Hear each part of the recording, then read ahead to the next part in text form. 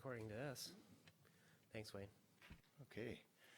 Well, thank you, Mayor and council members, for having us here tonight to give you a bit of an overview of Centre Wellington Hydro and what we've been up to and how things are going. And I do say us because we have some of our directors here, most of our directors, as well as some staff. So I'm going to introduce just them right now. We have Keith Rozelle. Keith's our long-standing chair of Centre Wellington Hydro and resident of Centre Wellington. And we have Dave Proctor and Tim Fryer, who are both independent directors. Both of them have experience in finance and regulatory and have held numerous positions, management and executive in utilities. And we have Council's own Bob Foster, who's been on the board since the new year. And unfortunately, Michelle Phillips, she's an independent director. She couldn't be here with us tonight. Michelle's an independent, and she's a lifelong resident of Centre Wellington as well. And we have some staff members here. We have Carm Stefanelli. He's our operations manager. And we have Heather Dowling. She's our vice president and treasurer. She was promoted to that earlier this year, and she's going to be an officer of the corporation as well. And I'd like to a special introduction to Florence Thiessen.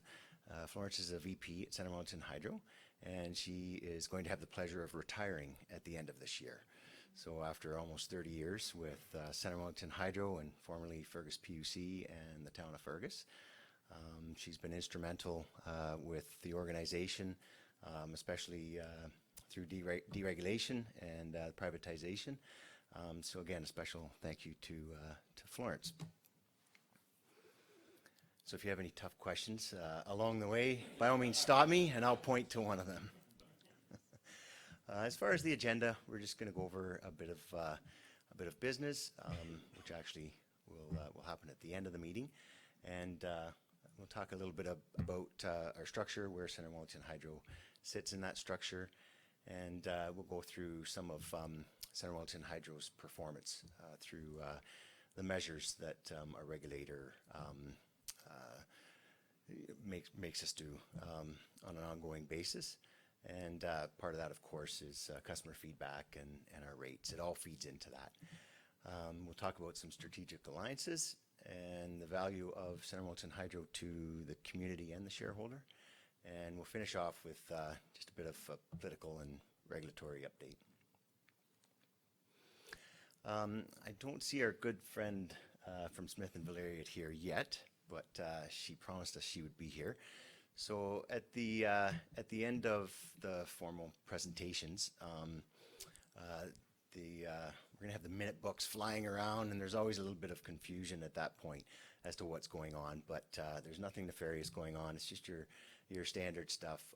Documents need to be signed, the approval of the financial statements, and the appointing of the auditors. And we don't have any elections for directors. Our directors remain the same on Centre Wellington Hydro going forward. But all of those directors and the officers have to sign the consent. So that's going to happen at the end of the meeting. And again, we're well taken care of with Smith and Valeriot Law, who's the same law firm for the municipality. So of course there's synergies there, and that helps us out.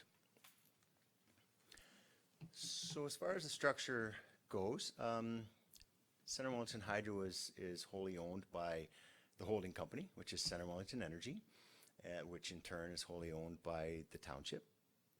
And so we're a subsidiary of Centre Wellington Energy, and we have a sister company, an affiliate with Centre Wellington Energy Innovations, and that's who Doug's going to be speaking on behalf of after myself. And I put Centre Wellington Communications in there. It actually was underneath the holding company when it got started up. All the money came from the holding company to place all the infrastructure, all the fiber in the ground and the aerial fiber, and connect to all the municipality sites. Once that company was established and all that work was completed, then it was separated from the energy company, and it sits right directly underneath the township now. So that's where Centre Wellington Hydro sits on the totem pole, so to speak. And so our org chart at Wellington Hydro is looks fairly standard. I've introduced the directors and officers. The only kind of a key staff member that's not here is Pat Kelly. She's our customer service manager. Unfortunately, she's away on vacation, so couldn't, or fortunately for her, I guess, she couldn't make it. But again, pretty standard org chart with the departments there. Departments work back and forth, of course. They're highly skilled bunch of workers, and it's we go through our evaluations, and of course we do our measures with our employees. But I can't speak highly enough of our employees and how they really are the driving force behind Centre Wellington Hydro. And we have 14 to 15, depending on how many co-op students we have, or part-time staff in covering leaves. And what that equates to is about one employee per 450 some odd customers. And when you look at the other 68 utilities in the province, there's some utilities that have less than 2,000 customers, and there's a couple that have over 1 million customers, and everything in between. Centre Wellington Hydro has 7,000 customers, so we are a small utility. But that ratio, 1 to 453 or so, that's the exact average of all utilities, of employees to customers. So when you look at our size for 7,000 customers, that's quite a testament to our employees and how much work they have to actually get done to be able to certainly have the scores that we have, which I might as well move into.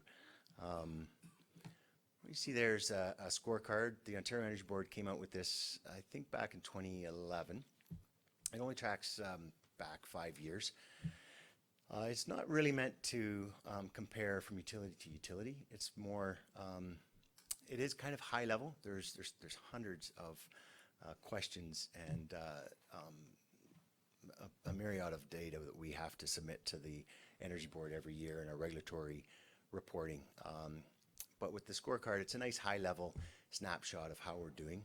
Of course, it has what you'd expect in there in the categories with service, customer service quality and safety, and operationally how we're doing, cost control, and as well as financial ratios. The important thing to look for with this is just trends. So are we trending okay? Are we kind of in our own bandwidth with our minimums and what our maximums are in the different indices? And we certainly are trending very well. We've got the 2018 numbers in there. Scorecard doesn't actually come out until September, but we know what our numbers are, and so we put them in there.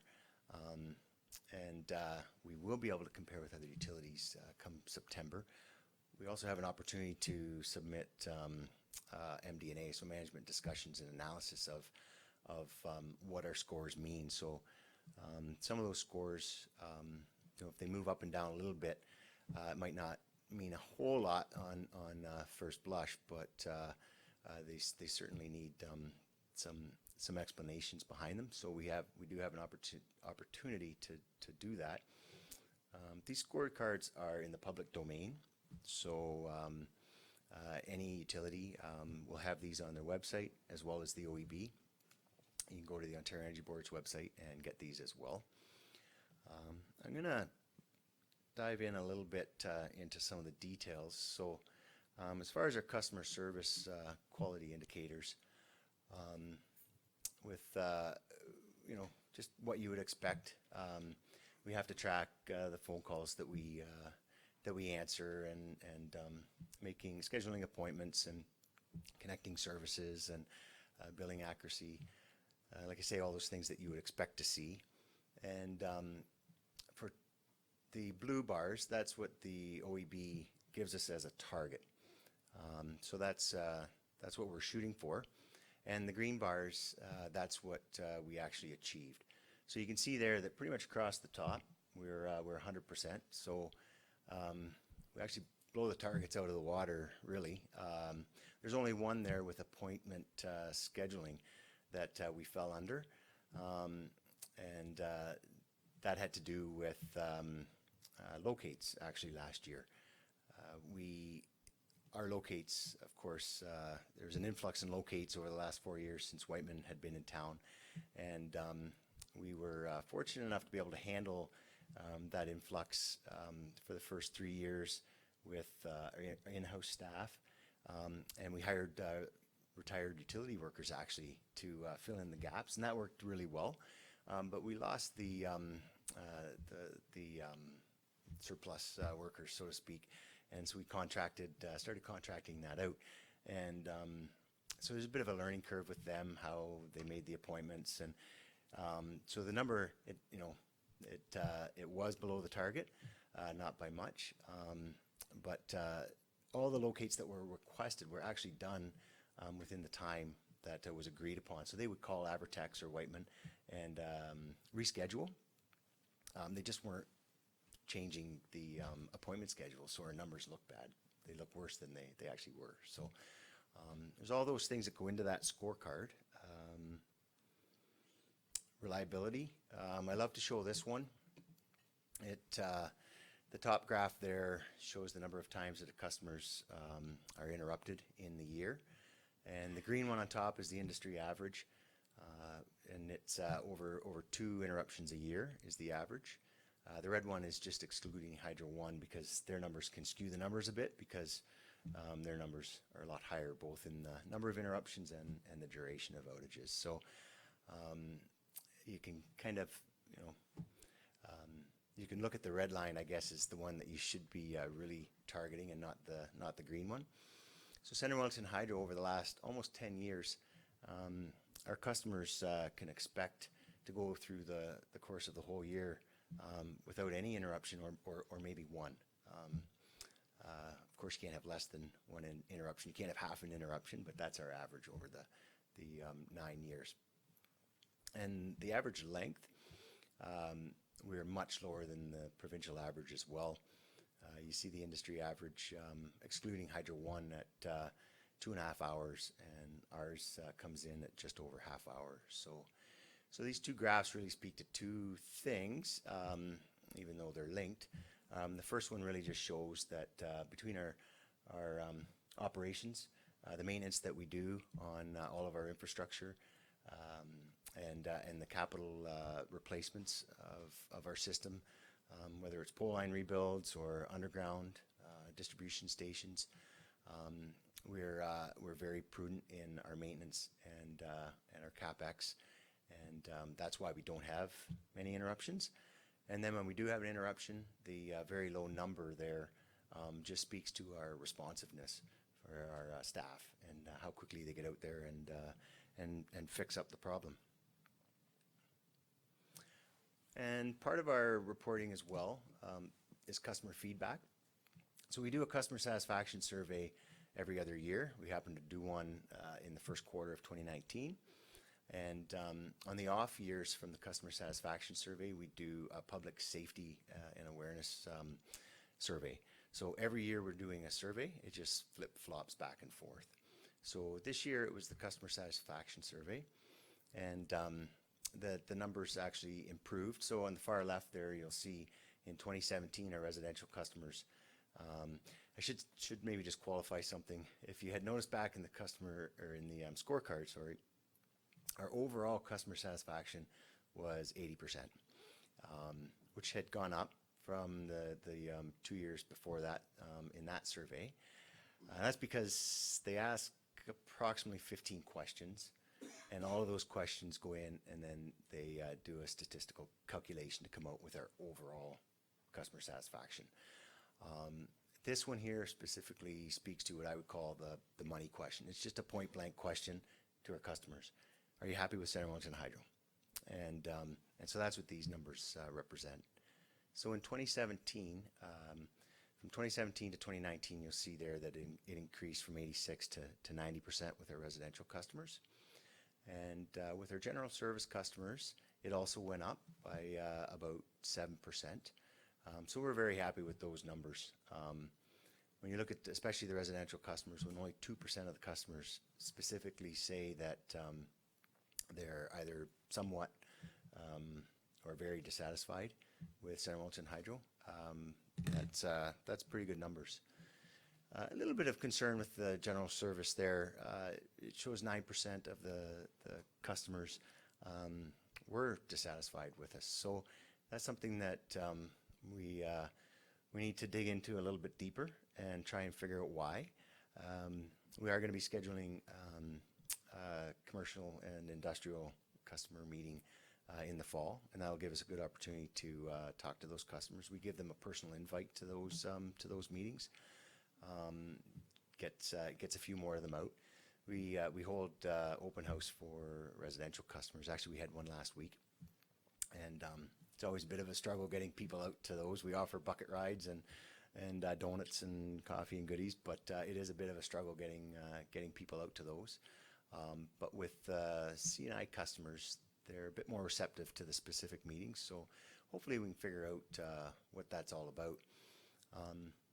And we do feel as well that part of the reasons why our satisfaction went up actually was because of the rates that decreased from 2017. So you might recall that it was a bit of a political hotbed, the electricity rates back before the last provincial election. And you know, I think everyone agrees that's why there's a different stripe in power now.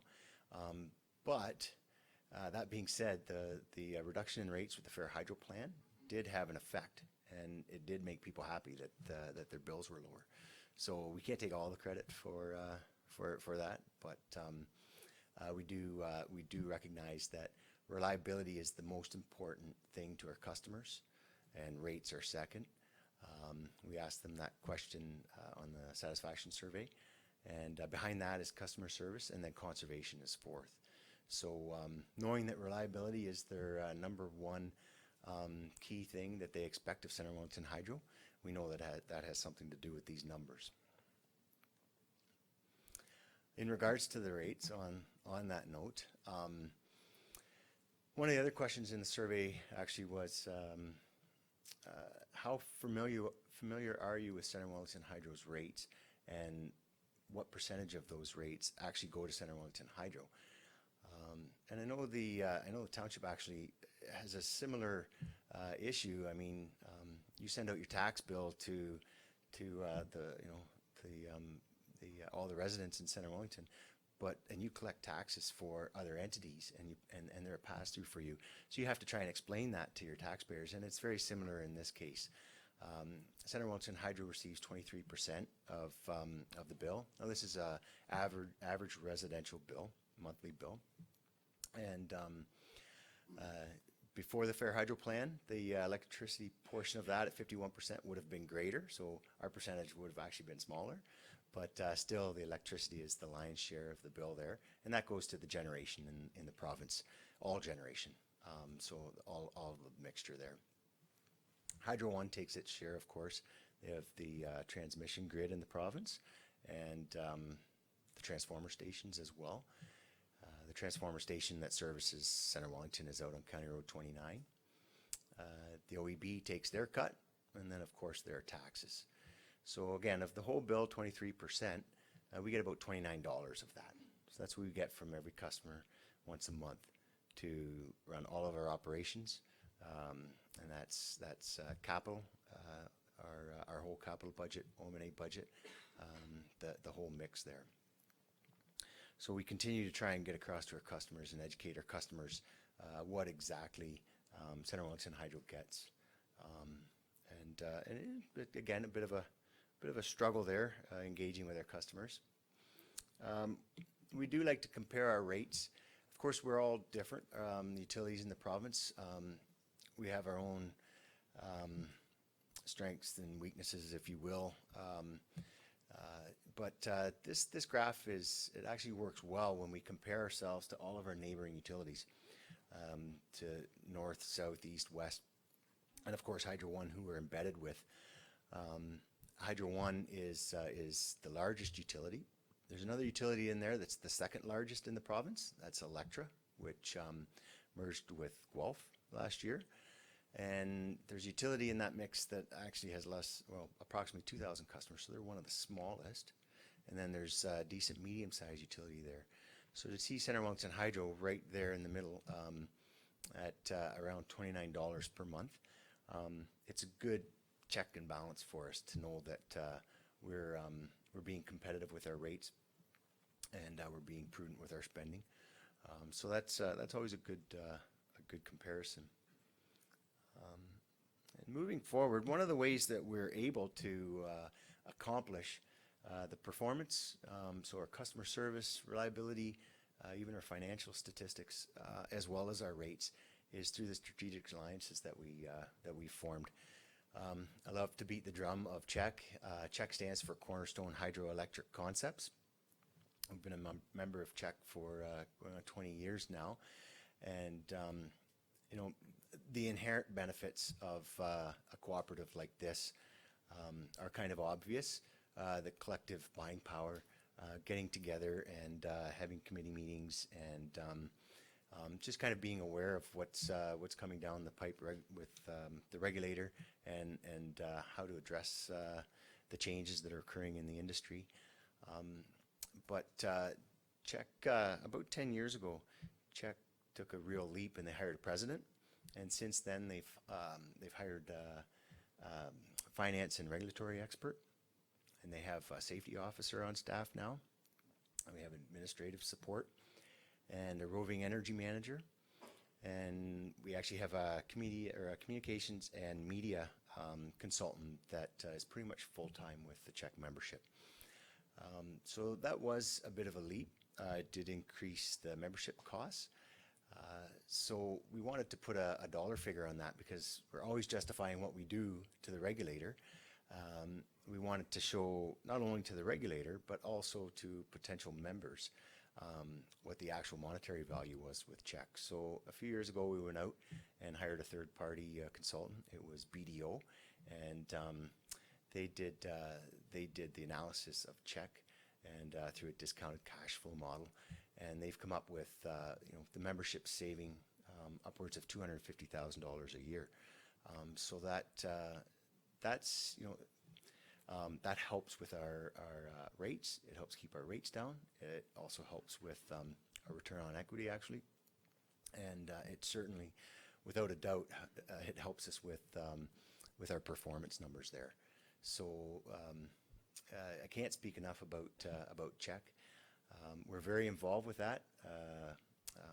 I'm a director on the board of CHEC, and Florence is director on the board of UCS, which is Utility Collaborative Services, which I'll speak to in a second here. And Heather sits on the Finance and Regulatory Committee, and Carm sits on the Operations Committee. So actually, Lisa's going to run a quick little video here for me of CHEC. We actually, our communications and media consultant went out and just asked if any of the membership would be interested in helping them out with a video. So we jumped all over that. And this video, you see at least half of it is shot in Fergus, Alora, and in our office with our staff. So go ahead, Lisa. Your local distribution company, we have been part of your community for generations, delivering electricity when and where you need it. We're real people, answering your questions in our office and on the phone. We're helping local businesses increase their energy efficiency and participating in local events. We're contributing substantial yearly dividends to our municipality and providing local, good-paying jobs. We're making operational decisions based on local issues and priorities. We're staying lean, doing our part to keep your costs down. And during a crisis, we're there when you need us most, restoring power with our experienced local crews. We are your local energy company, part of your community, part of your team.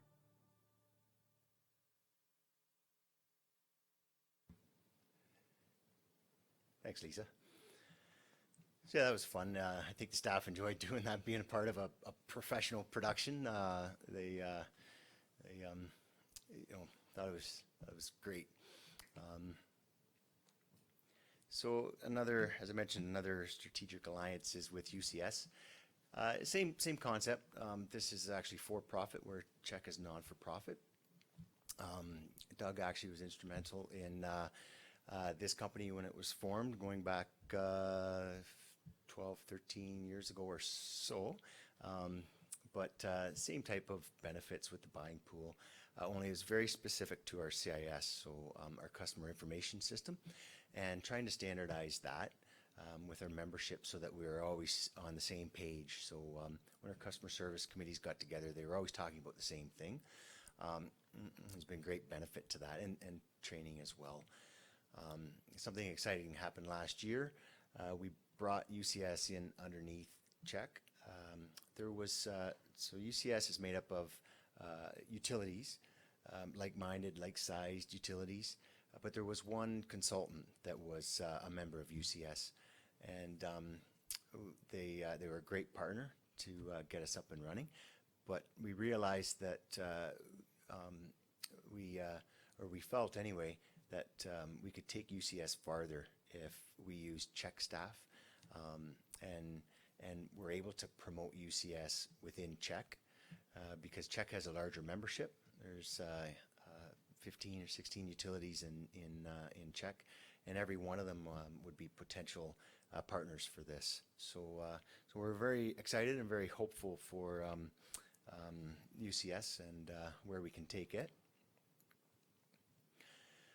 So moving on into the value, the community value that Center Wellington Hydro brings. Fairly self-explanatory here. You can call this extra value, I guess. The only thing we're really obligated to do with all of those donations that we make is the one at the top, the LEAP. LEAP stands for Low Income Electricity Assistance Program, and it is just what it sounds like it is. We make a donation to that program for people to be able to pay their bills. Not-for-profits, of course, are service clubs and the food bank and CRC, and we make year over year. We make donations that they've actually become to rely on, of course, which is great. Special projects, it's actually mainly municipal projects, I would say, over the years, things that we've helped fund. The two biggest ones that come to mind would be putting the underground in behind the Sportsplex a lot of years ago, and helping design and build the bathrooms in Bissell Park was another one that we helped out with. And there have been other projects a little bit more low-key, which is a great way to support the community, because we're not looking for the press on this one. We're not looking for accolades. We just like to help out when we can. Community relations, there's a whole whack of things that come out of that budget. Anything from Christmas decorations to flower pots to running or going to the open house, safety shows, and as well as, I guess, one thing that comes out of that is the customer satisfaction survey. So that's the one thing that's kind of business related that comes out of that. Otherwise, it's all really just goes into community betterment, and we're very happy to be able to support the community. And then as far as the shareholder value, you can see there that since the company was formed as a private entity anyway, the value creation is almost $17 million, right from the initial $5 million share capital that it was started with. You see the retained earnings at $3.75 million, and the interest and dividends. So the interest that's been paid on that promissory note over the years, and then the payments above and beyond what our deemed rate is with the regulator that we consider a dividend. That's why that's put in there. So it's sure and steady, the way we like it, and we just like to keep those numbers creeping up and up and up. And just to finish off with a little bit of what's going on in the political environment. A little over a month ago, the Conservatives came out with, I don't know if it's aptly named or a very thoughtful name, but Fixing the Hydro Mess Act. They announced it without any warning to us, to the LDCs. They took away the Conservation First framework from us, which certainly is a hit to us, and we believe our customers as well.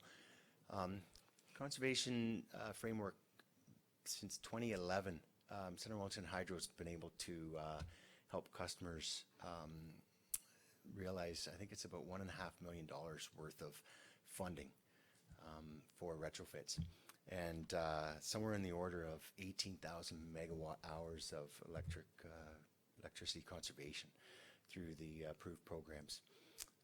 But anyhow, they're going to run that through the IESO, the Independent Electricity System Operator, and they figure they can save a little over $400 million in doing so.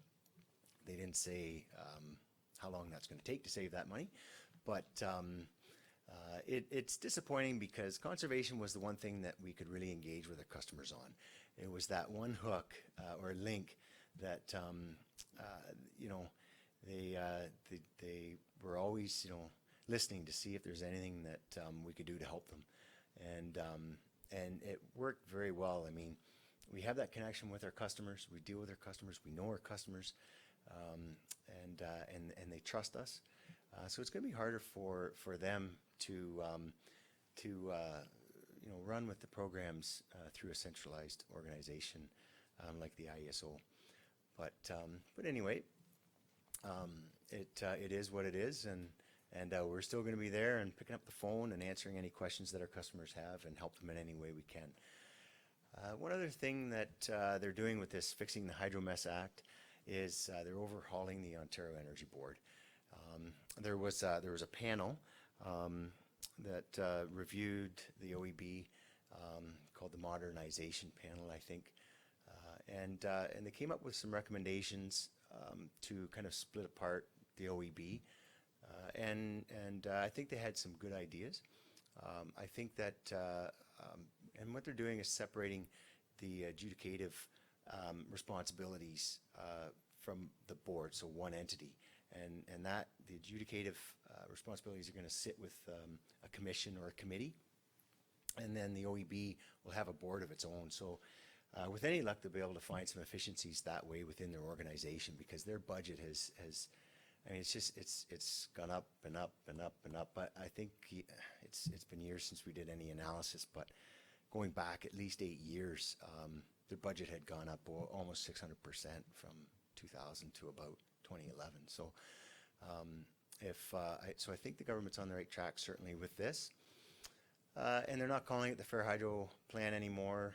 They're going to put their own spin on it. And it's just going to be a one-liner on the bill that's going to replace the Fair Hydro Plan. Creates work for us.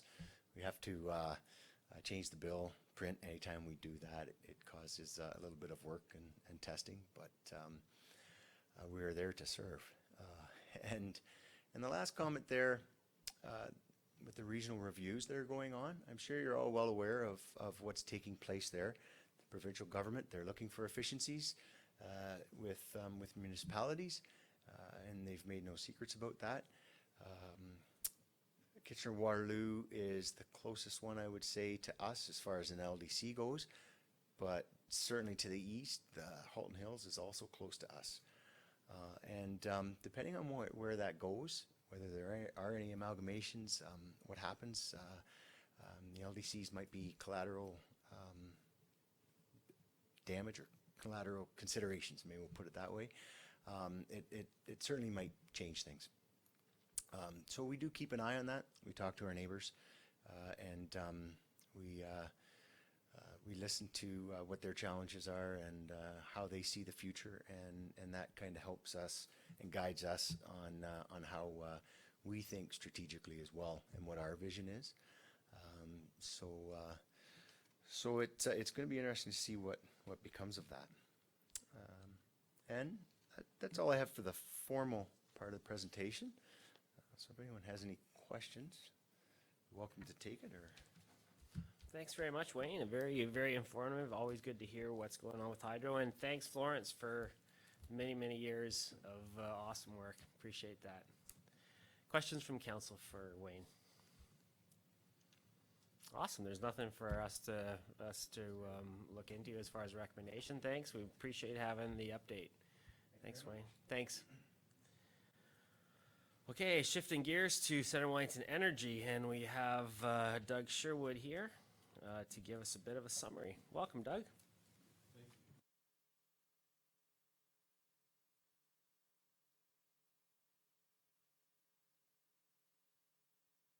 There we go.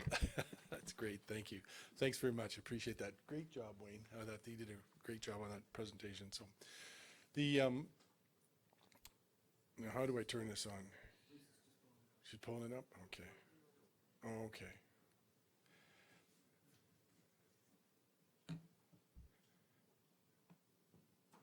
There we go. Thank you very much. Appreciate that.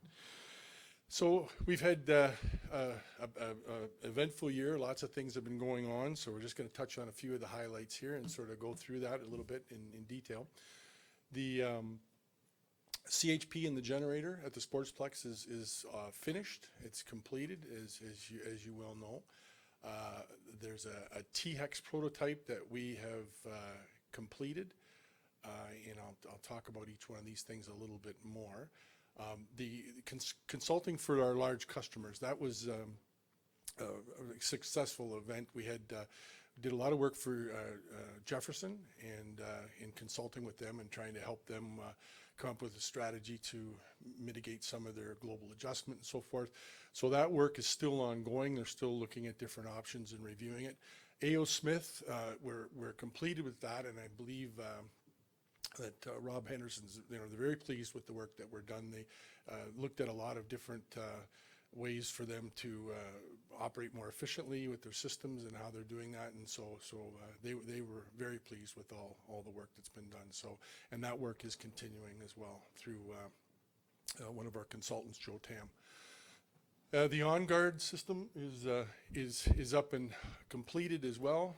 We've got the prototypes there, 3 prototypes, and now we're just looking at the next steps and the Conestoga solar project. So I don't know if we talked about that last year or not, but we'll certainly.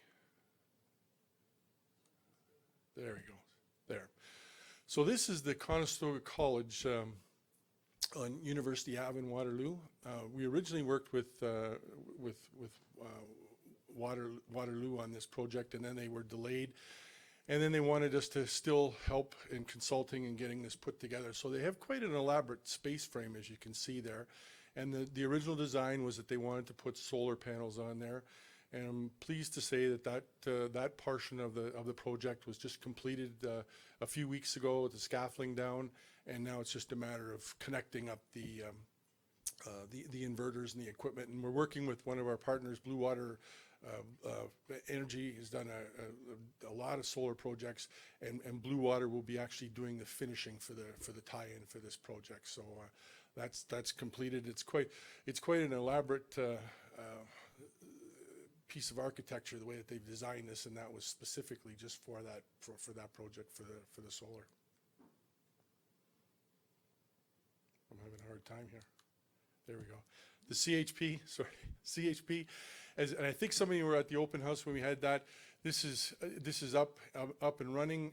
It's working as expected. It's extremely quiet, and we're doing a lot of analysis now. I know with the township staff, again with Florence and Dan, we're looking at all the numbers. So we're trying to get a year's worth of data on this, but it is working exactly as planned, and we've got a great relationship with Total Power. They've been a great partner to deal with this, and we have a service agreement with them. So between that and then the rec staff, we're going to be in a process with doing a little bit more training and so forth with them. On this note, we're very fortunate to have a local person with us as well, Colin Harding. You might know Colin. Colin's he's been in this industry for a long time. First met Colin about 5 years ago, I guess, in Hamilton, and he had been involved in doing some smaller CHPs. It was one at one of the large churches in Hamilton, a 50 kilowatt, a small one. So Colin's an engineer. He's extremely knowledgeable about these things. He just lives down the road from us, and he's very engaged in this and loves to be part of it and loves to be part of the community. So we're extremely pleased to have Colin and get his input. And he's actually going to be doing some additional training with our staff and so forth. And so it's we're very fortunate with that. So the generator. It's on the other side of the building, closest to the greenhouses. We had an event on November the 16th outside of our normal training cycle. So there was a legitimate an outage where the whole Fergus was out on November the 16th, I believe it was, and it operated exactly the way it was supposed to. It started up after the power was out for about a minute, ran the whole facility. When the power came back on, it went through a cool down process, and then when shut off, switched back over to the grid. It was all done automatically, and it worked great. So we're just doing a little bit more testing with this now. We installed a silencer there, that big thing in the middle. You can see that was helped to mitigate some of the noise issues and so forth. And again, when it's running in an emergency, it's not necessary to be compliant with anything else, but it's just to try and reduce the sound. The CHP on the other side, you can't even hear it running, so it's been great. This is our T-Hex unit. It's another thing Colin built.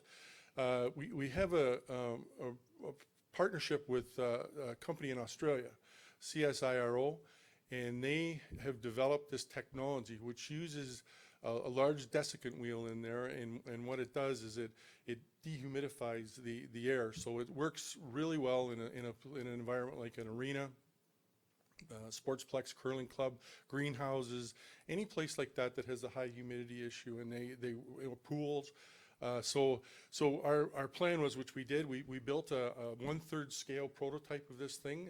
And then did a lot of testing. Again, Colin ran some scripts with our partner in Cambridge Ecologics. He's got a plant there that does a lot of work with cold climate heat pumps, and Steve's a very, very knowledgeable guy with this, so he's been a great resource with us. So we've been working with Steve on this, and now we're to the point where this thing is basically completed, sitting there, and now we're just going to look at next steps. What's the next logical step to do this, to get it commercialized. So the on-garden units, I think you saw one last year. We had a few issues with the ESA getting these things inspected. We had the one inspected, it was all fine, and they were happy with it. Then they came back and they looked at the second ones, and then another inspector came and he found a few issues and wanted some other little things addressed. So we were compliant with that, and we feel we have it completely dialed in now. So we're going to be working with some local builders, have conversations with those, because these would be a real benefit to be installed in a residential home. As you recall, these devices were designed specifically to work in series with the furnace. So if there is an outage, that furnace would operate with no one home, and it could run the house, actually cycling it on and off for probably 7 days. And then if you have a sump pump added into it, then that obviously cuts down on some of your time. But some homes, and so we did a lot of different tests and scripts with it and so forth, and it works exactly as we hoped. And again, some people might have a different critical load that they want done, like a router for your internet or a wireless phone. This device would do all that. There's a place in the front you can plug it in, and so we're hopeful these things will take off and of interest to some of the local builders. So on some of the things moving forward, challenges, we got, I don't know, some of you may be aware, but Bill Oliphant's resigned as president for CWEI. He took a position with one of the companies that we were working with out of Hamilton. So that's kind of now right now we're just in this just happened a few months ago.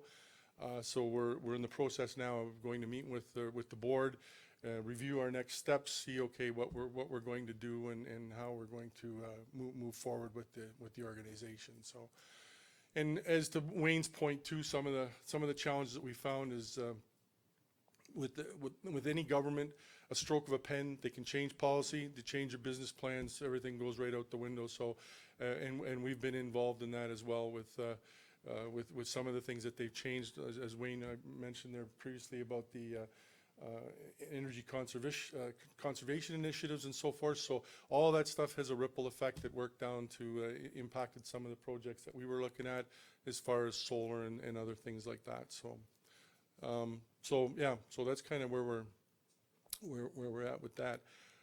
Again, Colin has been a phenomenal resource for us.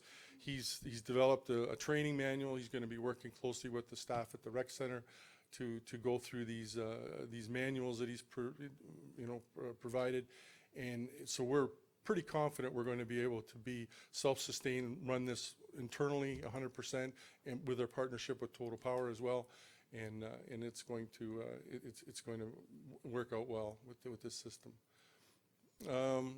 The THEX there, I met with Steve Davies from Ecologics last week again. He's had a bit of a setback as well with one of his key staff, had a medical issue, and he lost that person. So as with any small organization, that has a bit of an impact for sure.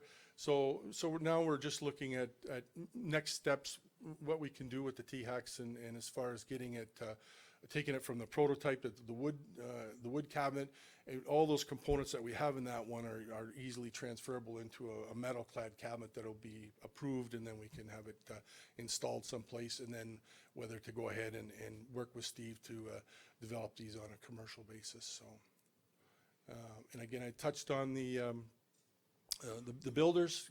Again, we've met with one of the builders in our community. Was scheduled to meet with another one, showing them the on-guard unit and seeing what their appetite might be for installing those in the homes. We think there's a lot of value for that, and even on that, just advertising them just locally and to make it available to just regular customers. We've had lots of people that have asked questions about it, so that's kind of what our next step would be with that. And I guess now, after when we meet with the board now, we'll be looking at our resources internally and with what we have in the at the Sportsplex for the generator and for the CHP, and just sort of reevaluate everything and try and figure out what our next steps are going to be. So for moving forward. So I think on that, I think that was pretty much, we found, again, with, and it sort of echo again what Wayne said too, we found a lot of changes again with the government. Over the years, we've been applying, as I think you've heard before, we've applied for various grants and spent a lot of time working with Ryerson University. We worked with them on a bunch of projects, and just a lot of these things started to dry up when with the government, how they would change. It'd be the first things that they would seem to axe. So it made it difficult to actually move forward with some of the projects. So yeah, so with that, that's pretty much all I really have with this, and if you have any questions, I'm happy to answer them and go from there. Well, thank you very much, Doug. And any questions from Councillor McCrae? Thank you, Mary Lynn. I'm sort of curious as to what is the typical cost for a non-guard unit, because I'm not with Center Wellington Hydro. We'll give you a deal. Actually, you know what? We were looking at there. We were estimating that probably the retail point would be around $4,200 for one of the units. They're all aluminum. They like I say, we did the testing. They theoretically should last a long time. They work with an inverter and deep cell batteries in there. So basically, the only time is when this unit actually operates. It's all based on number of cycles that the batteries are operated. So if you don't have many outages, and the nice thing with this is, with the furnace fan, it has a relay system if you have gas or propane, anything like that. So this also keeps that relay open that the furnace will run. And the nice thing is you don't have to be home. And our next sort of version was going to be one that would be able to actually send a signal to your cell phone to let you know the power's out.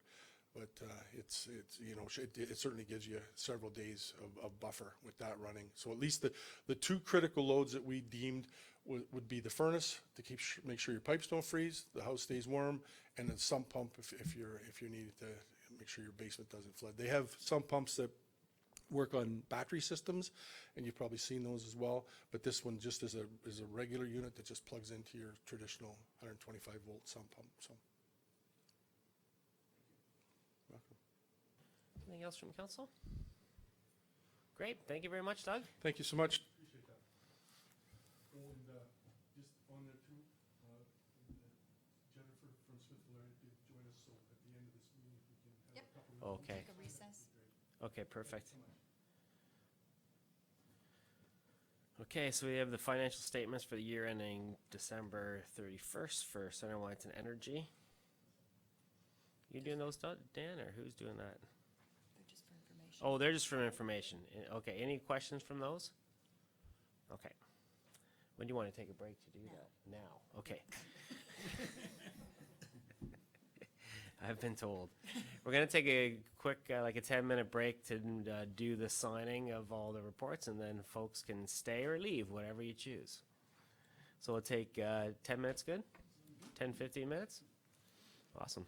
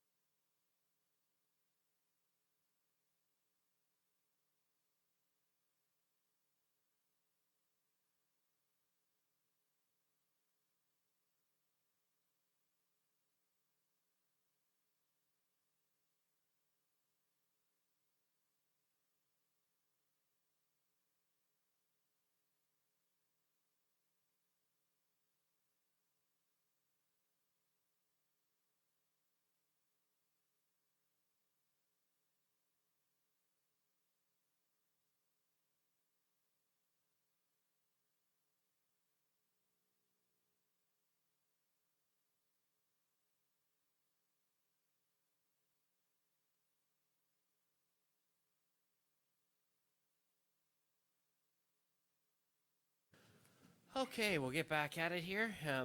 We're at section 5 in our agenda, and there's an exciting thing that we have to do here. We have a donation from Whiteman Telecom to our cogen unit.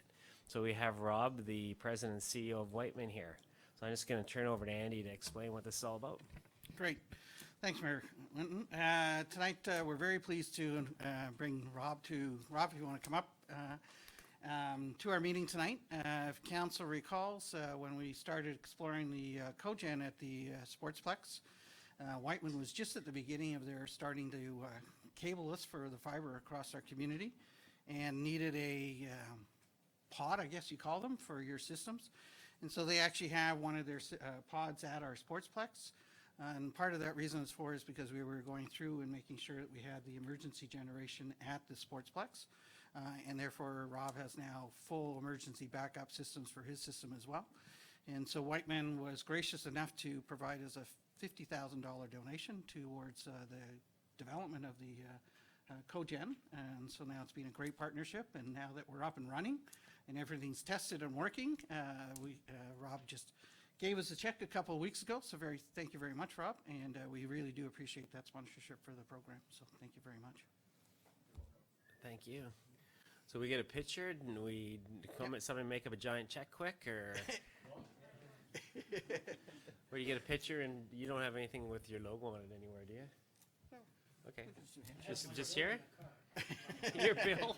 I used to carry a big check, but everyone had a hard time cashing.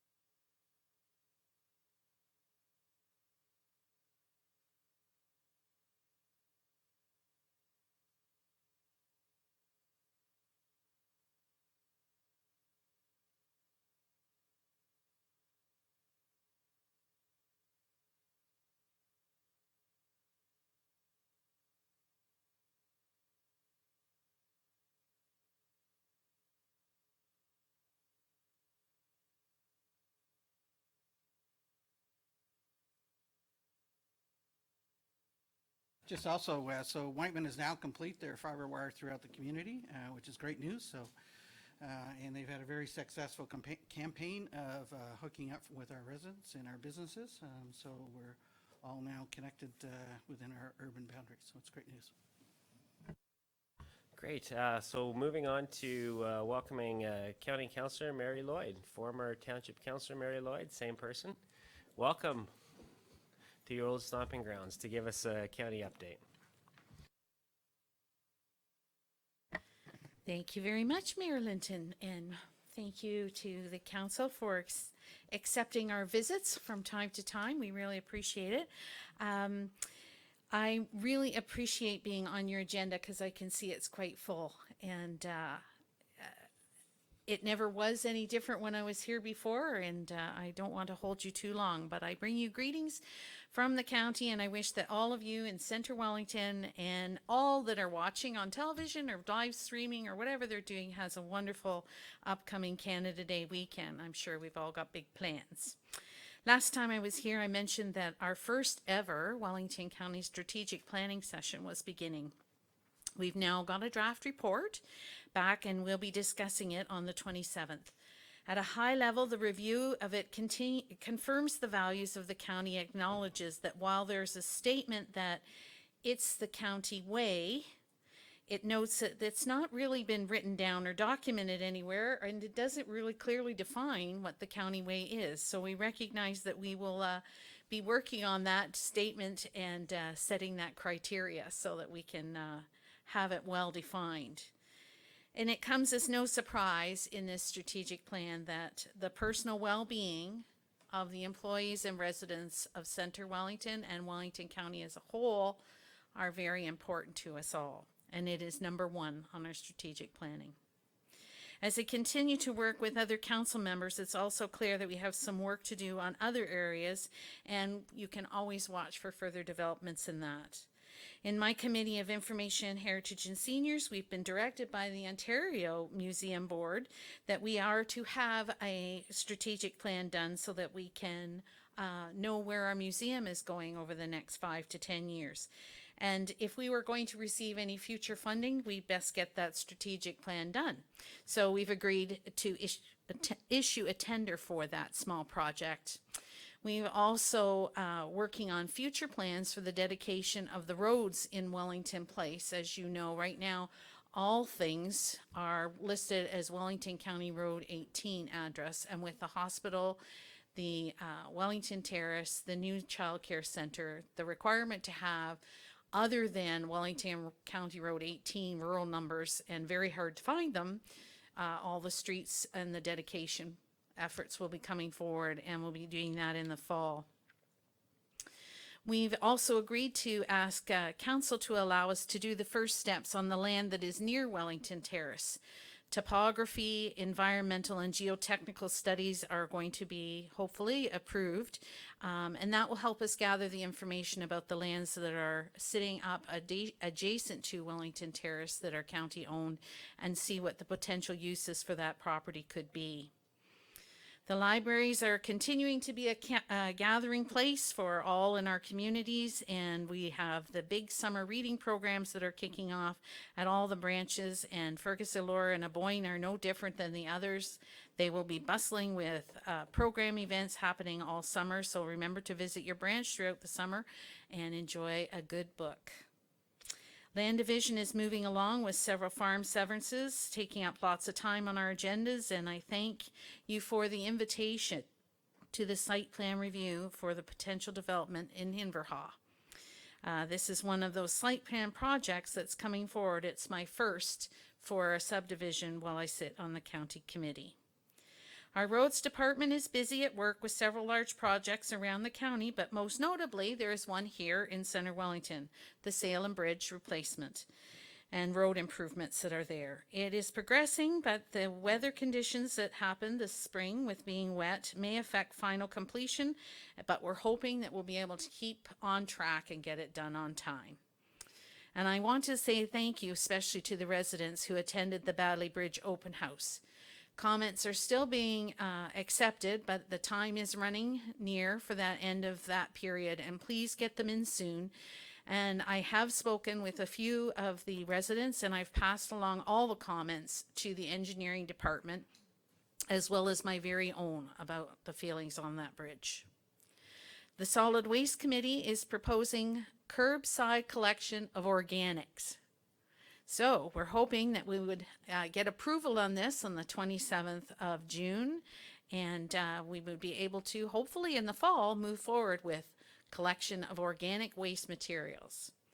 That helps us start beginning the participation with the first ever in the country of Canada circular food economy. After winning $10 million through the Smart City announcement, we have begun the process of working with the City of Guelph and the county to develop all things agriculture through to the end of waste, and making us a truly a food cycle full roundabout economy.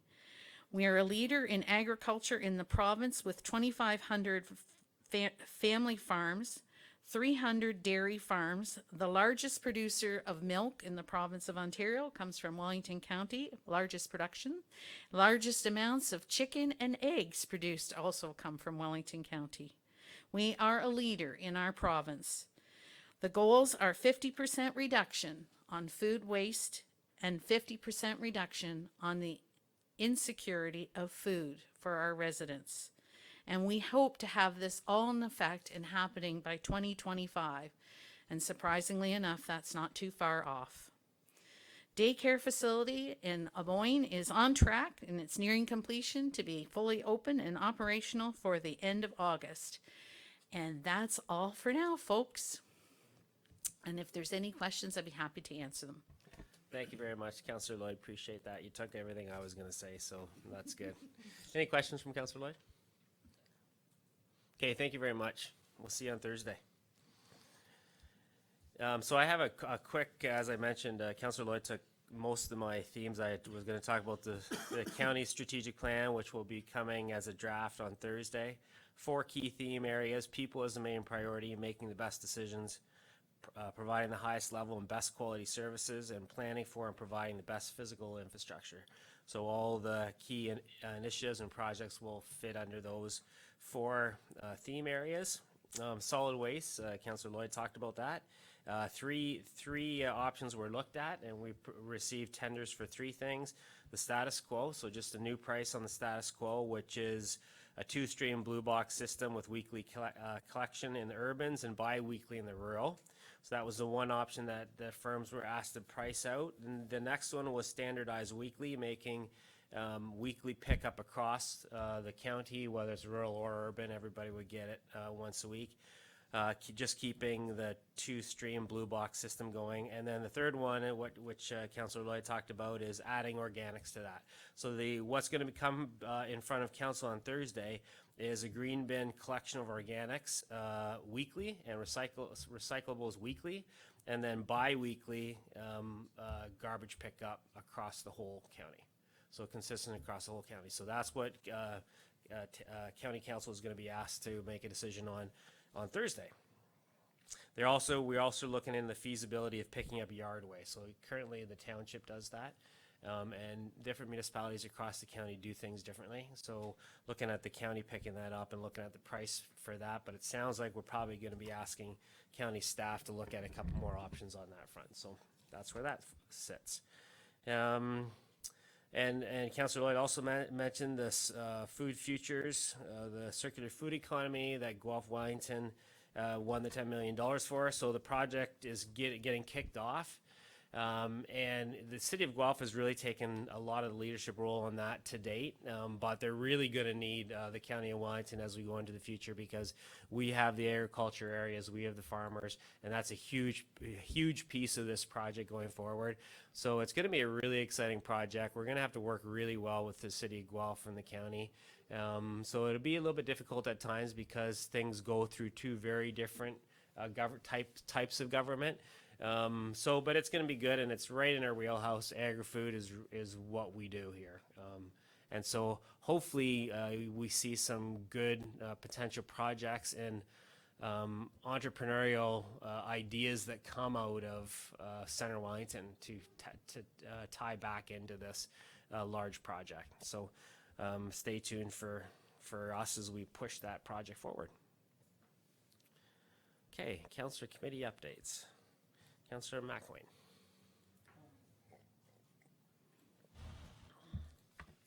Thanks. The Alora VIA just had their annual sidewalk sale on Saturday and managed to arrange some really nice weather for it and had a really good weekend. And this coming Saturday is their second late night Alora. There's great entertainment planned along the street, and a lot of the vendors have specials going on, and it's a fun night to attend based on the first one. So I suggest that everybody do that. Thanks, Councillor McElwain. Councillor Van Leeuwen? Thank you, Mayor. We had an economic development meeting about 2 weeks ago. We discussed our priority sites and underused employment lands, and I believe we saw some of those priority sites come out to council level already. We also continue to discuss how we can best affect attainable housing, not affordable housing, which the county does, but attainable housing. So that was a good discussion. We also met as a heritage committee. It was about, I'm going to say a week or so ago, and we've seen those the results of that heritage committee as well in our last committee of the whole, where we saw the demolition permits requested by some of the property owners. So it was quite extensive discussion similar to here, and we continue to look at heritage properties, some of the projects that are on the go. So still very busy there. Thanks. Thanks, Councillor Van Leeuwen. Councillor Foster? Thank you, Your Worship. Early in June, I attended the Federation of Canadian Municipalities Conference, and it was an excellent conference. It was very interesting to hear the four party leaders speak in particular. All four of them talked about how municipal governments are the level of government in Canada that's closest to the people. All four of them also talked about the need for municipal governments, or rather the federal government, to work in a closer partnership with municipal governments, both on a number of issues. One in particular was rural broadband, and it was interesting. Here we are tonight talking about our Whiteman 5. I was a little bit pleased to know that it's an issue across Canada in rural areas. They don't have good internet access, and here we are in Center Wellington with excellent internet access and 5 and so on. The other theme that was common was the need for affordable housing across Canada, both in cities and in rural areas. So those were some of the themes. I attended some sessions on these subjects. As for committees, seniors committees ongoing, very, very busy, over 1,000 members. We're meeting again in about 2 weeks, and we had our first growth committee meeting in early June. Councillor McCrae and Mayor Kelly as well, we were all in attendance. More to come on that as it gets underway. Thanks, Councillor Foster. Councillor McCrae? Thank you, Mayor Lynn. This month, the GRCA meeting actually follows a council meeting, so nothing to report on that front. And Councillor Foster has also already mentioned the Healthy Growth Committee, so nothing to report. Thank you, Councillor McCrae. Councillor Dunsmore? Okay, so Councillor Van Leeuwen commented on the economic development, so I'll skip that. We did have a hospital AGM, and they did a joint AGM with the foundation and the Volunteer Association for the first time, and that went very, very well. I'm very impressed with the amount of work that hospital board does, and I'm very impressed with the new hospital, and I'm happy with the way it's progressing. CSAC also met. We dealt with that last week at the Committee of the Whole. They gave us a very well-prepared report on the usage for stat holidays, and that's pretty much it. Thanks, Councillor Dunsmore. Councillor Kitchus? Thank you, Mayor. Farm safety. This weekend on Saturday, there was the Breakfast on the Farm in Salem, and that was a very successful event, third year. I think first one was 500. They were expecting about 1,000 to 1,200, and they were lined up forever. With farm safety, I was there representing Wellington County Farm Safety and distributing and talking to people about, we gave out flashers and whistles and home inspections or farm inspections and data like that. In Safe Communities, that was this last week, there was a lot of discussion. Bill 107 has passed. Bill 107 has, on school buses, there will be cameras now on the arms. There will be establishing community safe plans. But one of the things that is concerning, and obviously we dealt with it in farm safety, was ATV.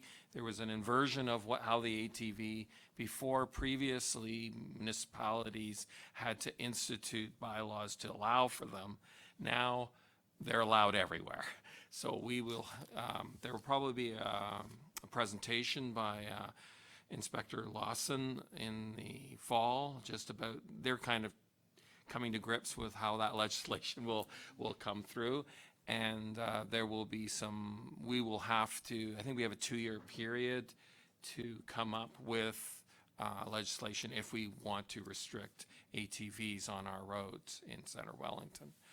The second part of the Safe Communities was, there was some good news. Inspector Lawson got a grant for $125,000 last year, but now he applied for another grant. It's a 3-year grant. It will be about community health and well-being, and that will have a big impact on our community and perhaps funding for our safe community, which we are going to be talking about later on this meeting. But some interesting facts about the 2.5 times greater than the Ontario average is the suicides, but also the attempts. There was over 5,000 attempted suicides in Wellington County, and so it's a very necessary thing. He was very excited about it, and I think he will be coming to see this council in the fall and present after it's been passed by the police review board. That's it. Great, thank you very much. A couple things I wanted to add. First, I wanted to remind people that June is Seniors Month. So be nice to the senior, to us and the other seniors. The other seniors in the community, so that's exciting. I just wanted to also mention the things that we have going on for Canada Day, because we have quite a list of things both in Elora and Fergus. So Elora, 7 to 10, firefighters breakfast, the biggest frying pan you've ever seen in your life. It's really, really hot there, and that's going to be 7 to 10 McDonald Square right out here. 8 to 10 Soapbox Derby, sponsored by Big Brothers Big Sisters, is back again, so that'll be awesome right on Getty Street here. 11 o'clock is the Dominion Day Parade. 12 to 1:30 Bissell Park, so free hot dogs and drinks sponsored by the Eloran Lions. That's always interesting to me that people will stand in line for 25, 30, 45 minutes to get a free hot dog, but people like free things. 1:30 is the duck race. And then we move over to Fergus. Rotary Club of Fergus, Elora looks after and is our sponsor for that. 6 to 10, CW Sportsplex, music, face painting, midway rides, free cake, again another free thing, lots of food, donations to Groves Hospital and other local charities, and then about 10 o'clock is the fireworks. So lots of fun things happening on Monday, July the 1st. So we'll probably see most of you out there. Okay. Moving on to confirmation of the agenda. I have a recommendation of the Council of the Township of Center Wellington confirm the agenda for its meeting held June 24th, 2019. Move for that, Councillor Kittra, seconded by Councillor McElwain. All in favor? And that's carried. We have minutes from our council meeting on May the 27th in front of you. Recommendation that the minutes of the council meeting held May 27th, 2019 be adopted as circulated. Move for that recommendation. Councillor Dunsmore, seconded by Councillor Van Leeuwen. All in favor? And that's carried. Section 8, report from Committee of the Whole. So we have 3 areas there. June 3rd, Committee of the Whole, June 10th, Committee of the Whole, and June 17th, Committee of the Whole. Man, we're meeting an awful lot. We have a recommendation there that the Council of the Township of Center Wellington approve the reports from Committee of the Whole meetings dated June 3rd, 10th, 17th, 2019 as circulated. Move for that recommendation. Councillor McElwain, seconded by Councillor Dunsmore. Any comments, questions? Councillor Foster? Thank you. Thank you, Your Worship. Could we deal with items 3 and 7 on June 3rd and items 4 and 8 on June 17th separately? We kind of have it on the table already now. I got the mover and seconder for all of these.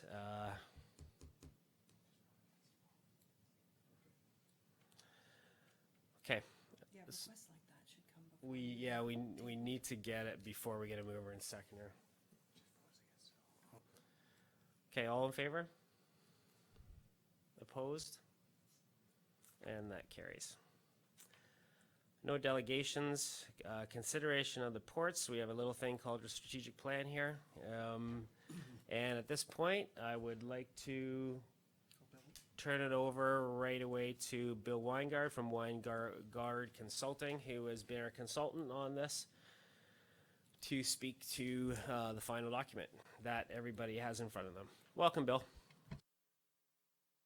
And good evening. Hello again, members of council and senior staff. Nice to see you again. I'm here in the strange position of reporting on work that you've all done, and a lot of work it has been as well. Center Wellington is, I think, one of sort of one of the leaders in the province of doing strategic plans. This makes several terms in a row that you've produced a strategic plan to sort of guide your decisions and motivate others to work with you on your activities for the term.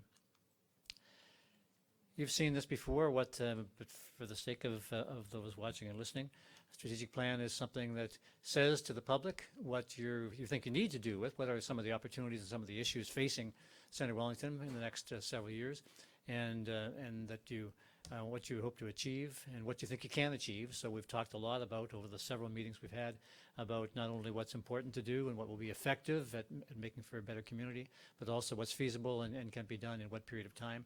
You've been very careful and thoughtful about sort of the sort of commitments and the terms you choose to use, and the way you plan to use this document for you're making decisions in the course of the term, and also for setting priorities, which of course must be set, and because there's never time and money to do everything everybody wants you to do.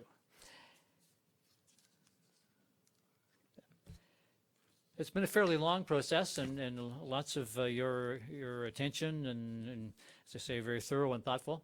Started way back in December. It seems like back to misty depths of time now, but that's when it was, where we started generating ideas about what was coming up in the course of the term, what we can anticipate as far as advantages and opportunities, by the same token what our challenges were likely to be, and then generating ideas as to how the council would choose to respond to over the course of the next 4 years, and then looking beyond that, starting to be prepared now for things which would happen in 10, 15, 20 years' time.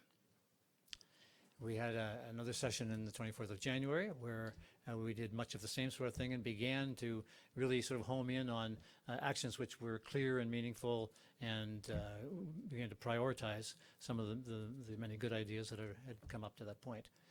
There was two surveys, a random sample survey and an online survey that we reported on to you on the 27th of March, as well as a meeting with senior staff to say, okay, here we are as of the 24th of January with a number of good ideas.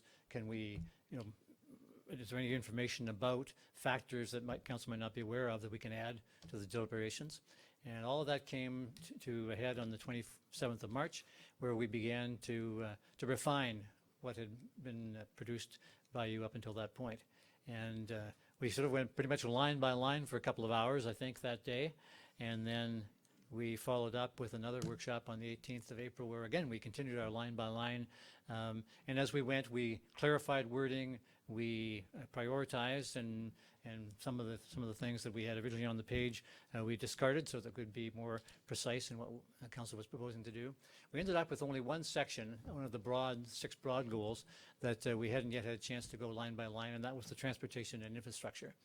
And so what I was asked to do was to put together, of course, what we had produced from the 18th discussion, as well as drafting some wording, if you like, for the transportation infrastructure section, which I did. And then that was circulated around, and many of you were kind enough to give me some feedback on that section, as well as, I guess I hadn't expected, but on other parts of it as well that had comments.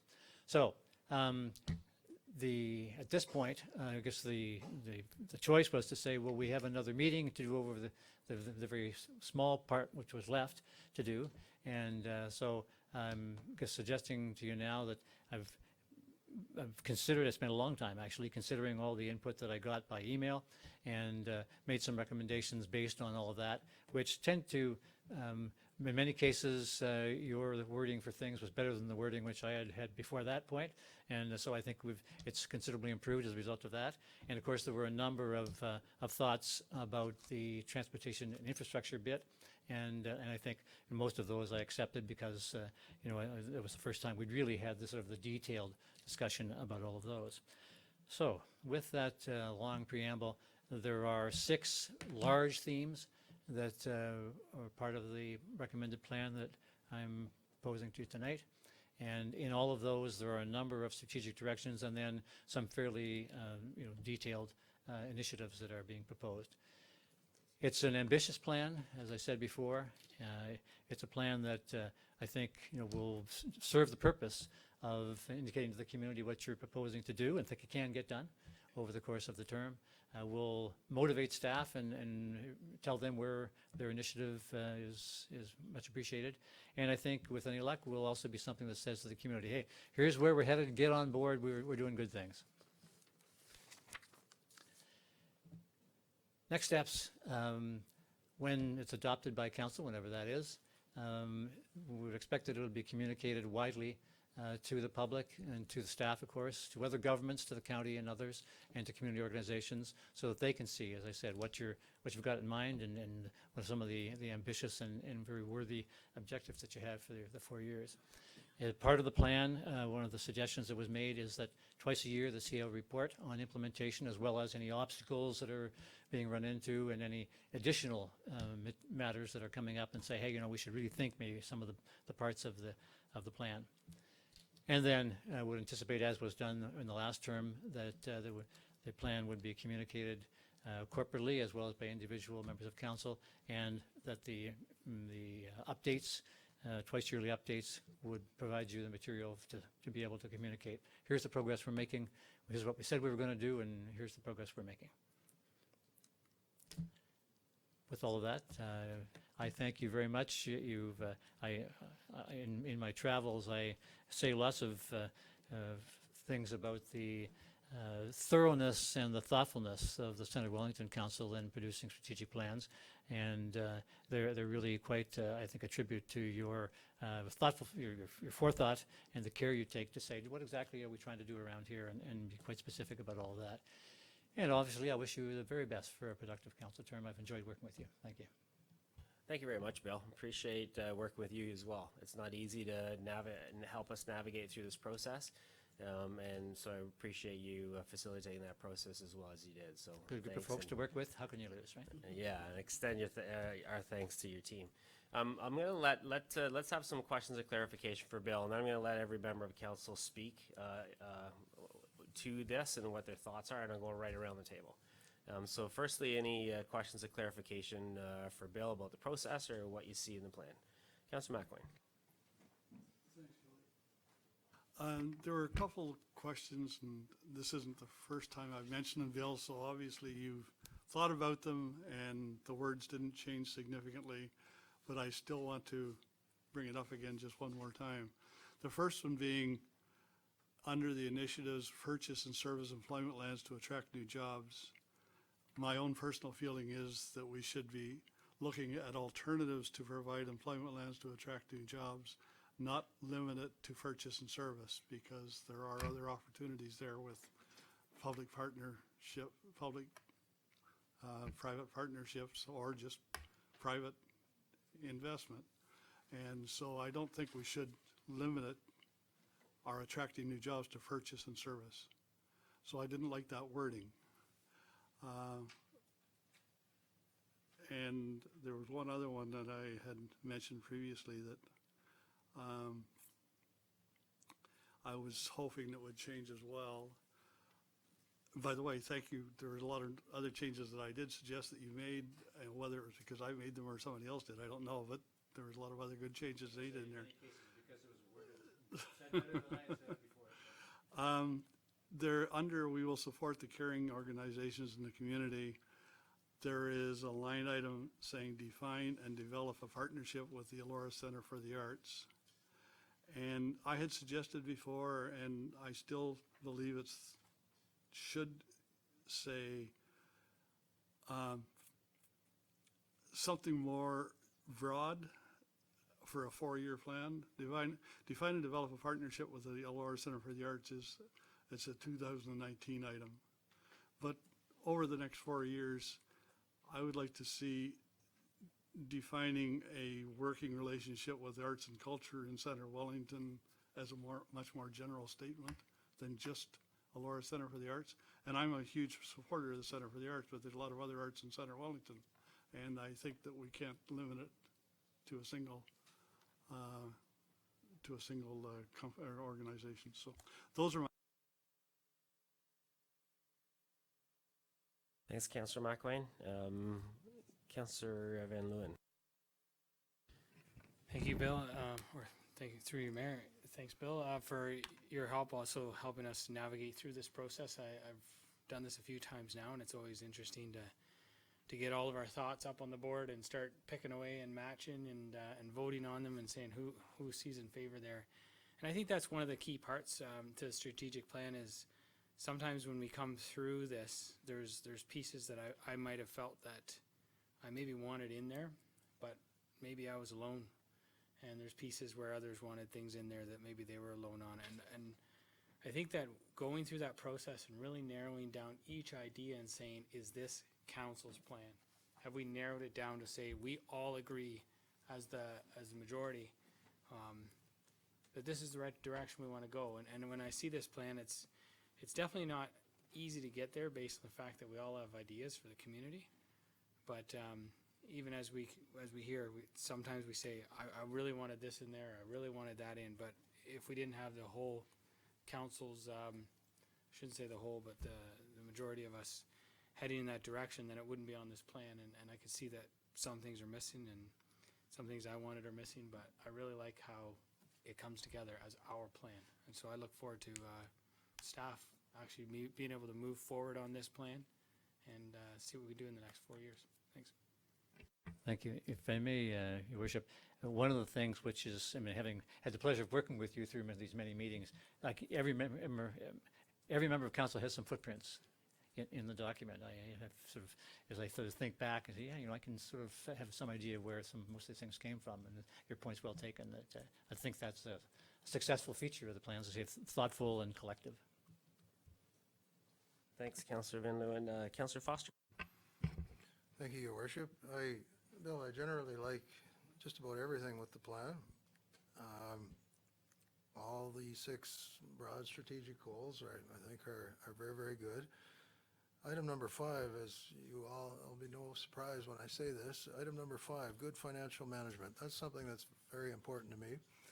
I almost think it should be number 1, because all the other things flow from and start at good financial management. So I'm talking about things like affordable, keeping taxes affordable, doing the best we can with the monies we have, and I want to place a high priority on those things.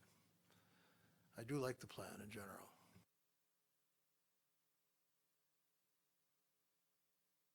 By the numbering, I don't think there's any set priority with regards to 1, 2, 3, 4. It's just the way they came up on the document and how we went through them. So I was going to say that too. It didn't. It wasn't intended to be. Okay. Yeah. Thanks, Andy. I do understand that. Yeah. Yeah.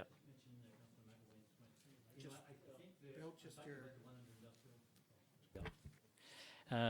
The employment lands. I guess the way I would interpret that is that council has said, and this was one that, you know, we went through this a couple of times as a group, that this is sort of willing, and you're quite right, I mean, it's a significant commitment. But I'm taking it that if that's where you're willing to go and somebody says, hey, you can get the same thing done without having to go that far, everybody would be willing to do that. So I guess, yes, that's the uttermost, if you can put it that way, but certainly if there's other ways to achieve the same objective with less effort, then I don't think there'd be much objection to doing that. Yeah. So just the point of clarification, I'm not ignoring what Councillor McElwain talked about. I'm doing a list here. So we're going to go through everybody, and then if there's something we're going to have to do, if there's a change that is going to, a motion for a change, we'll go through that as a council. Okay, Councillor Kittredge? Thank you, Mayor. You know, I think that the process that you did, Bill, was exceptionally good this year for the strategic plan. I'm still concerned about the survey numbers, and that's part of the plan to get the surveying that when we do analysis and get feedback from citizens, that they're significant and have benchmarks, and so that I'm happy about that, because that was, you know, something that I think a lot of people are concerned about when we get information. Overall, I think the plan is very good. I like the way the whole process was conducted. I felt it was very inclusive. I felt a lot of the comments I know I added a lot of comments, but I added wording, and I felt that you were considerate of all those things. There's one thing on, I guess, good governance, section direction 3, number 5, about the bylaw enforcement. I do feel that, as we've had already a lot of citizen feedback about the animal control, I do feel that we do need to establish the bylaw enforcement protocols and citizen engagement for identifying the priorities and enforcement with the public. And I think that that's something that would be more comprehensive in our bylaw officer's job, and for us to get that feedback from citizens. So I think that those procedures for how they're more of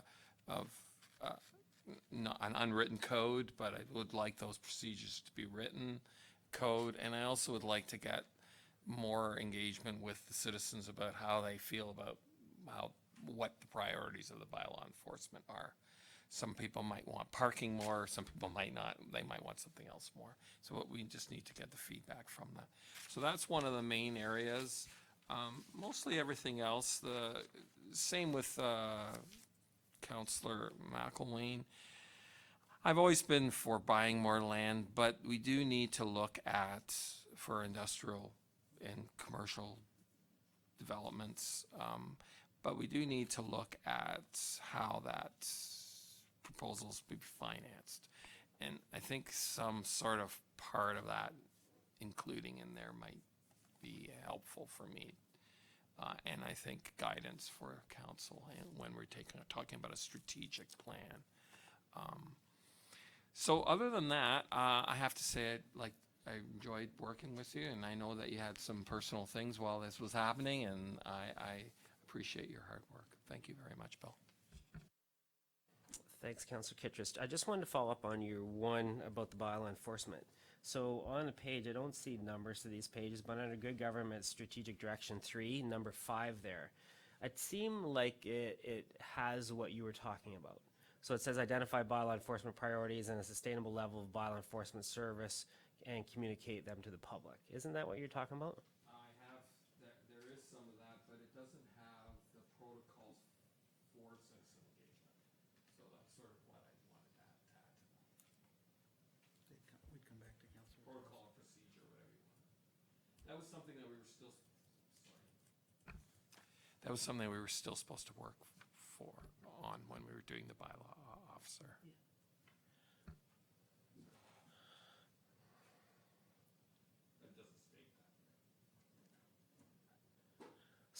So what you're asking for is a line. So identify bylaw enforcement priorities, sustainable level of bylaw enforcement service, establish communication protocols, and then communicate them out to the public.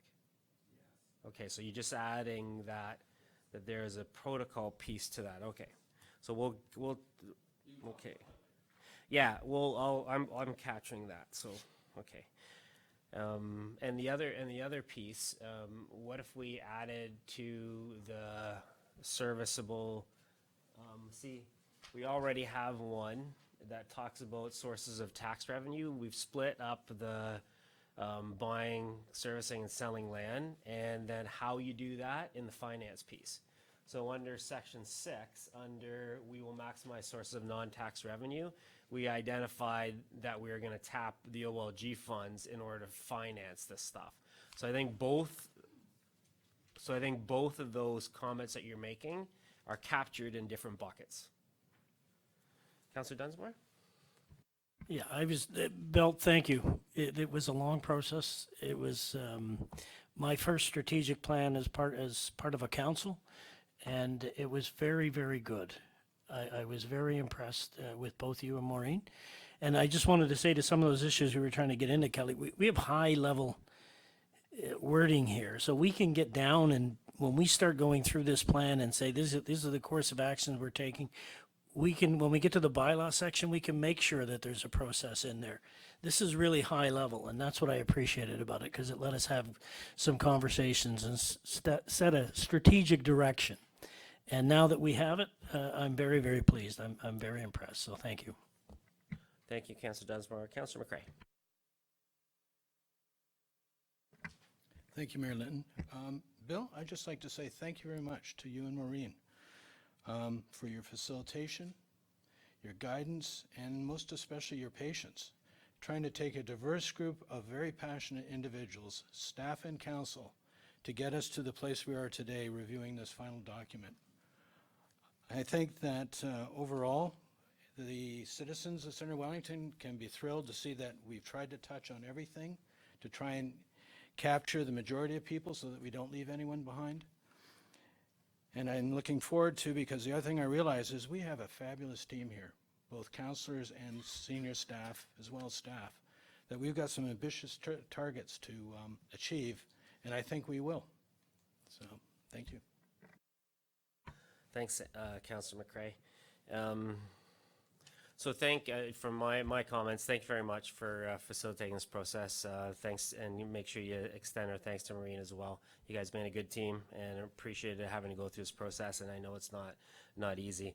And at the end of the day, I think you know, this plan it has some things that I don't really want to be there, and it has some things that are not there that I'd like to see. But that's the process of going through a full council and making sure that we have the right dialogue and pulling things in from the different councillors, because we do want this to be our plan as a council team. And so I appreciate that it's difficult to walk that line of making sure that you bring everything to the table and still get done within a time frame. So I appreciate that, and your expertise and your consulting experience really helped on that, and really appreciate that. But I would like to go through some of these things and make sure that if there are some little tweaks that we can make, that we get a document that we can all be happy with. So if we could go back to each of these items here. So Councillor McWayne initially on page 1 had a challenge with the purchase and servicing and selling of employment land. And then Councillor Kittredge wanted to tie that back to the financing. I think the financing is there in another section, so I think that's covered. But I don't think that's, from my perspective, that's not the only thing that we have to do to create jobs, but it's something that we need. I feel like we need to do it. We need to purchase, service, and sell employment lands. It doesn't mean that we don't do other partnerships with the development community to try to add more jobs, but this is a significant departure from our policy in the past for us to buy industrial land. And I think it needs to be there the way it's worded. But I would like to put that out to council to make sure that we have agreement on that point first. So let's just go point by point. And make sure that we're okay. Do you want to talk about that first? Okay. Just to add, Your Worship, that if I remember correctly in some of the discussion, it was also noted there'd be an element of cost recovery. Now, maybe not all within the term, right? So as the parcels were sold, so there'd be a lag, but there was an element of cost recovery associated with that. Councillor Kittredge? It says employment lands. It doesn't say industrial. So that's sort of why it's a much more comprehensive wording. That's why we have much more consensus on that. Right. Yeah, my mistake. I should have said employment lands. Scratch that from the minutes.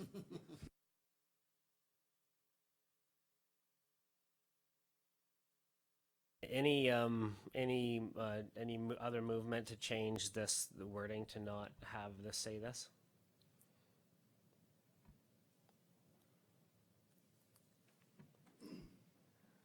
Councillor McWayne? I guess what I would say, Kelly, is that I agree with everything you said. And so I hate to see us kind of limiting our vision, if you like. Yes, this will not be, we will end up purchasing, I expect we will end up purchasing and servicing employment land, but I think our objective is to provide employment land and don't limit it to just purchase and servicing. It just seems to me it's a limitation we're putting on ourselves, because we can say, okay, we've done it, instead of saying we have made one initiative toward our objective of providing employment lands. If you understand what I mean. I think we're saying the same thing. It's just the way it's Yeah. worded in the document. Can you think, because I do want to capture that.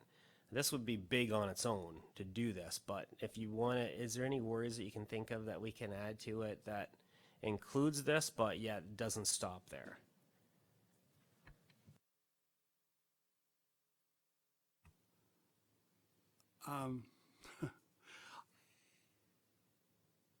I guess what I originally said, and I can't remember what I originally said, it was something like investigate the opportunities for providing employment lands to attract new jobs. I didn't specify purchase and service, but I mean, we could have that as such as purchase and service or something of that nature. Could we say what you just said there and then say including purchase and Yeah, that would be fine. I'd be okay with that. Explore opportunities, say that again. Explore opportunities to provide employment lands to attract new jobs, Including- purchase and service. Okay. Because that doesn't narrow it to that, but it does state that. Okay. Councilor Kitchus?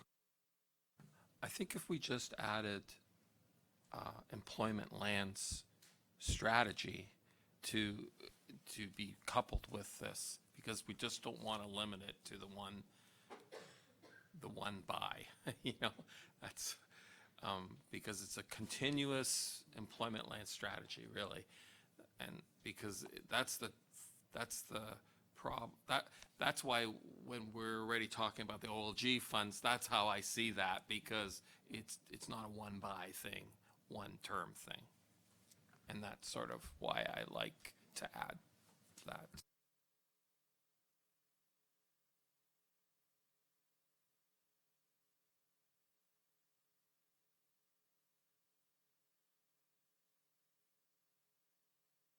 How's this? Investigate opportunities to provide employment lands, including the purchase and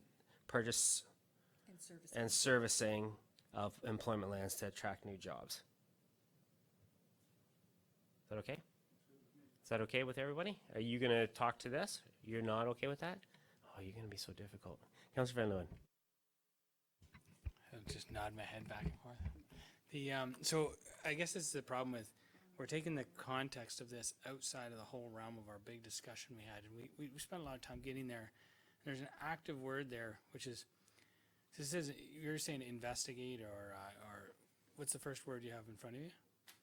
Investigate for that portion of it, though. Investigate in including, so that would be including investigating purchasing. So, and I think that there's my difficulty is, we've said in the next 4 years, we want to purchase and we want to service employment lands. We went through a lot of work hammering at that and hammering at that and hammering at that. As soon as we add the word investigate, including because that's how I would read that, including investigating, we're back to doing nothing but investigating. And we want to say, we see this as a prime objective, number one. So I think that unless we go back into that room and say, how many hours do we spend on this? We really came out with purchase and service employment lands. Okay, so I got a solution. All we have to do is add a period. Investigate opportunities to provide employment land, period. Okay, can you flip Purchase around? and service employment land to attract new jobs. Just flip it around. And do Okay. purchase and service employment lands to attract new jobs and look for new initiatives. And then investigate, blah, blah, blah. Yeah, other Okay. opportunities. That That's I can okay. accept that. Yeah, and then investigate isn't attached to purchase and sale. Okay, good. Sure. I would like it to be part of a continuous employment land strategy, because it's not just a one thing.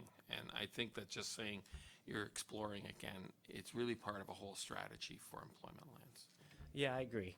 Yeah. Annie? I think we're wordsmithing a little bit on the fact that we have an economic development action plan that speaks to all those different strategies.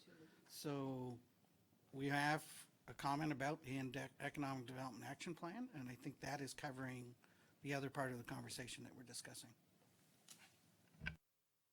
Okay, we good with that? The second one on the list then is related to, I'm just going down in order, related to the define and development with the Elora Center for the Arts. So that is specific to, I wish I had 2.2, yes. Yeah, define and develop partnership with the Elora Center for the Arts. And what I hear from Councillor McElwain, that's a little too narrow, that it has to be as part of more of a broader strategy when it comes to arts and culture organizations within Center Wellington. Okay. Okay, can we say something like, because I do think we need to keep that action there. Can we say something like define and develop a partnership with Elora Center for the Arts as part of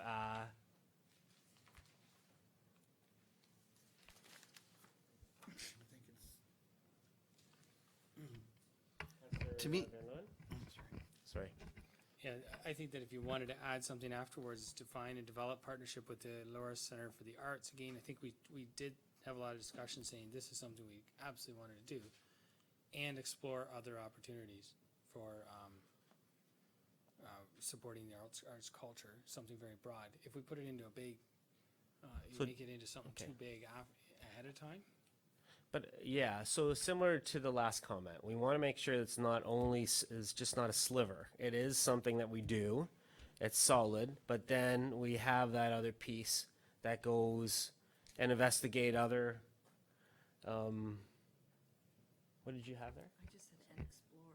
And explore other opportunities to, See, but this with arts and culture organizations in the community. the problem is this again. We stepping back away from this board. No, not if we have No. that up front part. No, what happens is we wanted clear, precise directives to say this is what we got to get done in this term of council. And when we keep adding and explore and explore and explore, we keep going back to the thing where we say, okay, but that's what we do all the time anyway. But So you can add it, but I do feel like we step away. Bill walked us through and said, okay, define, get us closer, get us closer, get us closer.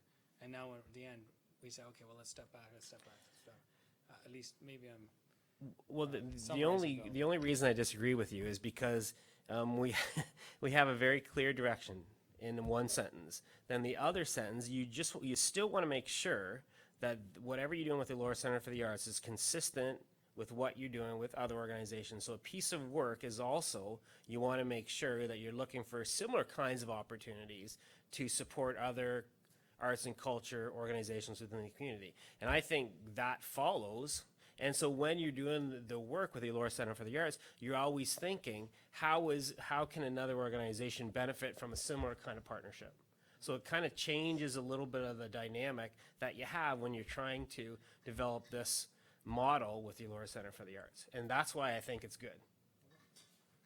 But it doesn't water down that that's what we have to do first. Is everybody okay with that? Councillor McRae?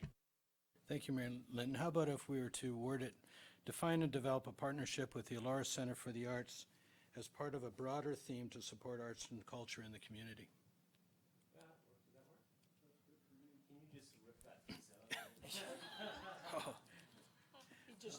I'll just say it again. As part of a broader theme to support arts and culture in the community. Okay with that? Okay, so the third one that we have is bylaw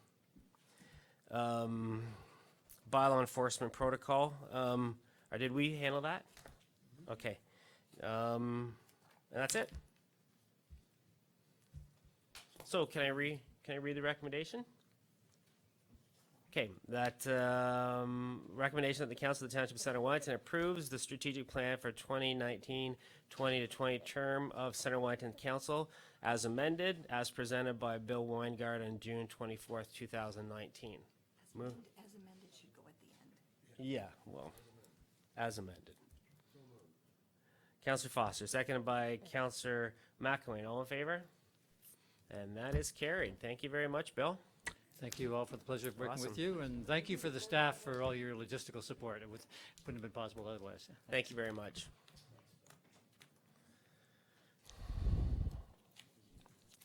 Okay, another contentious one. We have a toll booth. I have a recommendation that the Council of the Township of Center Wellington authorizes the mayor and clerk to execute a bylaw authorizing a fundraising activity in the form of soliciting by a toll booth on Tower Street in Fergus on Saturday, September 7th, 2019, from 8 a.m. to 4 p.m. by the Fergus Firefighters Association on behalf of Muscular Dystrophy Canada. Mover by Councillor Dunsmore, second by Councillor Foster. All in favor?